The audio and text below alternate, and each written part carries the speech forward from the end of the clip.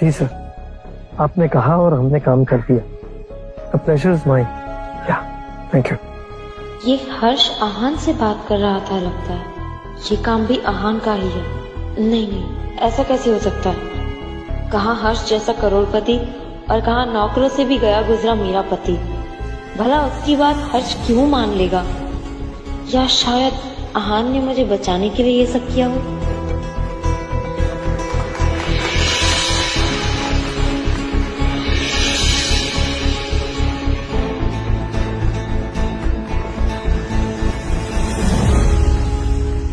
शनाया को कुछ भी समझ नहीं आ रहा था कि आखिर ये मामला क्या है, लेकिन फिलहाल वो बेहद खुश थी क्योंकि उसे ये प्रोजेक्ट मिल गया था। उधर शौर्य और शगुन को शनाया की इस जीत की वजह से बहुत गहरी चोट पहुंची थी और वो इसका बदला उससे लेने के लिए किसी भी हद तक गिर सकते थे और उन्होंने ऐसा ही किया।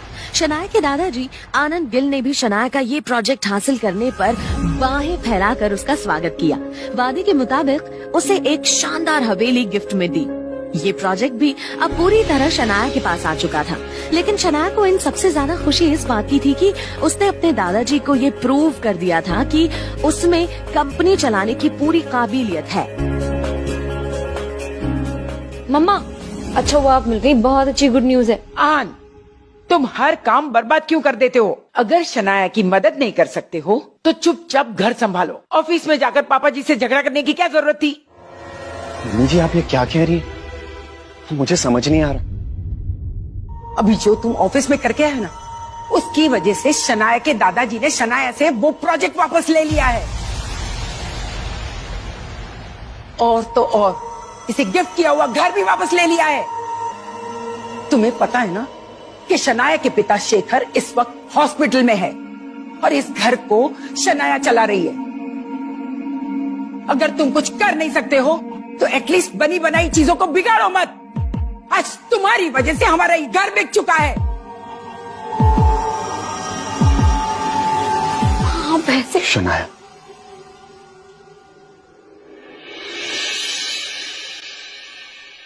मम्मी जी, अगर आपको लगता है कि शनाया पर ये सारी मुसीबतें मेरी वजह से आई हैं, तो फिक्र मत कीजिए, मैं ही इसका हल निकालूंगा।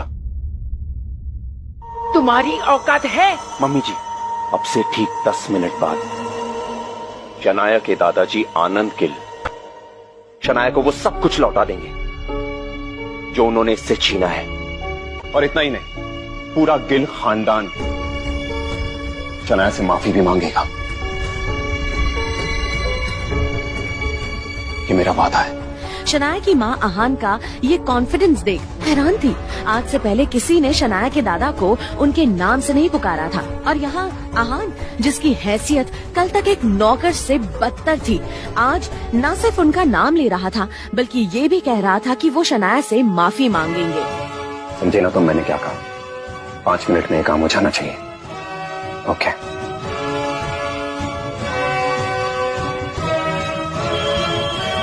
और फिर तुरंत शनाया के फोन पर उसके दादाजी का फोन आया। दादाजी। शनाया ने कांपते हाथों से फोन उठाया और जो उसने सुना वो सुनकर उसके पैरों तले जमीन खिसक गई। उसके दादाजी आनंद गिल सच में उससे माफी मांग रहे थे, यानी उसका शक सही था। उस दिन जिस हर्ष मेहरा के पास जिस आहान का फोन आया था वो उसका पति ही था। लेकिन नौकरों से भी बुरी हालत में घर जमाई बनकर अपने ससुराल में रहने वाला आहान आखिर इतना पावरफुल कैसे बना? क्या आहान की असलियत कुछ और है?